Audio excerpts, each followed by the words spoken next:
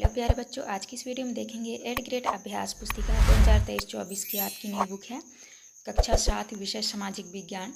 तो आज की वीडियो में देखेंगे अध्याय 3 में है हमारी बदलती पृथ्वी। पहला क्वेश्चन आता है पृथ्वी के अंतर्जनित बल का उदाहरण है, तो आपका उत्तर हो जाएगा ए नंबर भूकंप। दूसरे में नदियों द्वारा अपने मोड़दार मार्ग पर निर्मित स्थलाकृति है, तो आपका उत्तर हो जाएगा बी नंबर विसर्प। इसके बाद नेक्स्ट आता है आपका तीसरा में विश्व का सबसे ऊंचा जलप्रपात है, तो आपका उत्तर हो जाएगा ए नंबर वेनेजुएला का एंजल जलप्रपात। चौथे में समुद्री तरंगों के अपर्दन एवं निरीक्षण से निम्न स्थलाकृति का निर्माण होता है, आपका उत्तर हो जाएगा सी नंबर समुद्री गुफा। इसके बाद पाँचवें में है नदी जब किसी खड़े ढाल वाले स्थान से घाटी में गिरती है तब वह बनाती है, तो उत्तर हो जाएगा ए नंबर जलप्रपात। इसके बाद नेक्स्ट आता है आपका खाली स्थान वाले प्रश्न। तो आपको जो है ए नंबर में भरना है लोयस, दूसरे में भरना है आपको डेल्टा और तीसरे में आपको भरना है अपर्दन, चौथे में भरना है आपको रिएक्टर स्केल और पाँचवें में भरना है आपको ज्वालामुखी। तो इस तरह आपको भर लेना है। इसके बाद नेक्स्ट आता है आपका सात में है स्थल मंडलीय प्लेट से क्या आशय है, तो आपको उत्तर में लिखना है स्थल मंडल अनेक प्लेटों में विभाजित है जिन्हें स्थल मंडलीय प्लेट कहते हैं।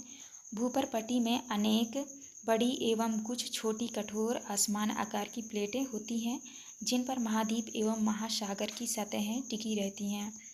आठवां में है बालू डिब्बा किसे कहते हैं, उत्तर होगा जब पवन का बहाव रुकता है तो यह रेत गिरकर छोटी पहाड़ी बनाती है, इनको बालू डिब्बा कहते हैं। नौवां क्वेश्चन में है रेगिस्तान का मुख्य लक्षण क्या है, आपको उत्तर में लिखना है रेगिस्तान में पवन अपर्दन एवं निरीक्षण का प्रमुख कारक है। रेगिस्तान में छत्रक के आकार के शैल पाए जाते हैं, रेगिस्तान में समानतः छत्रक शैल पाए जाते हैं। 10 में है अंतर्जनित बल के कारण पृथ्वी पर कौन सी घटनाएं घटित होती है, उत्तर में लिखना है अंतर्जनित बल के कारण पृथ्वी पर भूकंप, ज्वालामुखी, भूस्खलन आदि घटनाएं घटित होती हैं। जो बल पृथ्वी के आंतरिक भाग में घटित होते हैं उन्हें अंतर्जनित बल कहते हैं। इसके बाद आता है आपका प्रश्न क्रमांक 10 में है ज्वालामुखी का नामांकित चित्र बनाइए। तो आपको जो है ज्वालामुखी का इस तरह से आपको चित्र बना लेना है और आपको जो है नाम लिख लेना है। जैसे यहाँ पे लिखा है गैस व राख, क्रेटर, निकास, लावा, परपटी, मेंटल, मैग्मा कोस्ट। तो इस तरह से आपको जो है ज्वालामुखी का चित्र बनाना है, तो आप यहाँ से देख के अच्छे से बना लीजिएगा। इसके बाद नेक्स्ट क्वेश्चन आता है आपका 12 में है भूकंप के दौरान बचाव के लिए हमें कहाँ कहाँ आश्रय लेना चाहिए। पहला है भूकंप के दौरान बचाव के लिए हमें रसोई के काउंटर या मेज के नीचे आश्रय लेना चाहिए। दूसरा है भूकंप के झटके आने तक अंदर रहें और झटके कम होने पर खुले मैदान में आ जाएं। 13 में है विसर्प किसे कहते हैं, आपको लिखना है जब नदी मैदानी क्षेत्र में प्रवेश करती है तो वह मोड़दार मार्ग पर बहने लगती है। नदी के इन्हीं बड़े मोड़ों को विसर्प कहते हैं।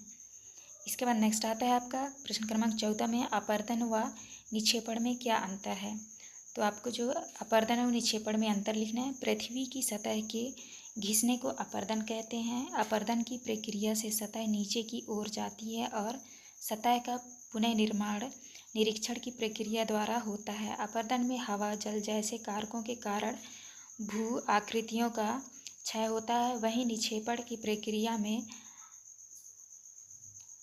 प्रक्रिया में अपठित कण इकट्ठा होकर भू आकृति का निर्माण करते हैं। तो इस तरह आपको करना है। इसके बाद नेक्स्ट आता है आपका 15 में उपजाऊ मैदानों का निर्माण कैसे होता है, आपको उत्तर में लिखना है बाढ़ के कारण नदी के तटों के निकटवर्ती क्षेत्रों में बाढ़ आ जाती है। बाढ़ के कारण नदी के तटों के निकटवर्ती क्षेत्रों में महीन मिट्टी एवं पदार्थों का निक्षेपण करती है जिससे उपजाऊ मैदानों का निर्माण होता है। 16 में है नदी अपने मार्ग में जलप्रपात का निर्माण कब करती है, उत्तर होगा जब नदी खड़े ढाल वाले स्थान से अधिक कठोर शैल या खड़े ढाल वाली घाटी में गिरती है तब यह जलप्रपात का निर्माण करती है। इसके बाद नेक्स्ट आता है आपका प्रश्न क्रमांक 17 में डेल्टा का निर्माण कैसे होता है, डेल्टा का चित्र भी बनाइए। तो आपको उत्तर में लिखना है जब नदी अनेक धाराओं में विभाजित हो जाती है जिसको वितरिका कहा जाता है। यहाँ नदी इतनी धीमी हो जाती है कि यह अपने साथ लाए मलबे का निक्षेपण करने लगती है। प्रत्येक वितरिका अनेक मुहाने का निर्माण करती है सभी मुहानों के अवसादों के संग्रह से डेल्टा का निर्माण होता है। और आपको जो है इस तरह से आपको चित्र भी बना लेना है, तो आप अच्छे से देख के कर लीजिएगा। इसके बाद नेक्स्ट आता है आपका 18, समुद्री तरंगों द्वारा निर्मित स्थलाकृतियों का वर्णन कीजिए। तो आपको जो उत्तर में लिखना है, समुद्री तरंगों के अपरदन एवं निक्षेपण तटीय स्थलाकृतियाँ बनाते हैं। समुद्री तरंगें लगातार शैलों से टकराती हैं, जिससे दरार विकसित होती है। समय के साथ ये बड़ी और चौड़ी होती जाती है। इसको समुद्री गुफा कहते हैं। इन गुफाओं के बड़े होते जाने पर इनमें केवल छत ही बचती है, जिससे तटीय मेहराब बनते हैं। लगातार अपरदन छत को भी तोड़ देता है और केवल दीवारें बचती हैं। दीवार जैसी इन आकृतियों को स्टैक कहते हैं। इसके बाद नेक्स्ट आता है आपका प्रश्न क्रमांक 19 में है, हिमनद के कार्य लिखिए। तो आपको जो है हिमनद का पहला कार्य होगा, हिमनद अपने नीचे की कठोर चट्टानों से गोलासमी मिट्टी और पत्थरों को अपरदित कर देती है। दूसरा में है, हिमनद गहरे गर्तों का निर्माण करते हैं। तीसरा पॉइंट है, हिमनद निक्षेपण, हिमनद हिमोट का निर्माण करते हैं।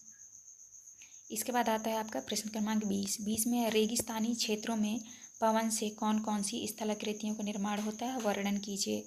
उत्तर में लिखना है, रेगिस्तान क्षेत्रों में पवन से छत्रक शैल, पवन शैल, बालू टिब्बा, लोयस आदि स्थलाकृतियों का निर्माण होता है। छत्रक शैल में लिखना है, रेगिस्तान में छत्रक के आकार के शैल देख सकते हैं, जिन्हें छत्रक शैल कहते हैं। बालू टिब्बा में है, जब पवन का बहाव रुकता है तो यह रेत गिरकर छोटी पहाड़ी बनाती है, इनको बालू टिब्बा कहते हैं। तो इस तरह करना है आपको। ये था आपका लास्ट क्वेश्चन। यहाँ भी हमारी वीडियो कंप्लीट होती है। वीडियो अच्छी लगी तो प्लीज़ हमारे चैनल को लाइक एंड सब्सक्राइब करिएगा। मिलते हैं अब नेक्स्ट वीडियो।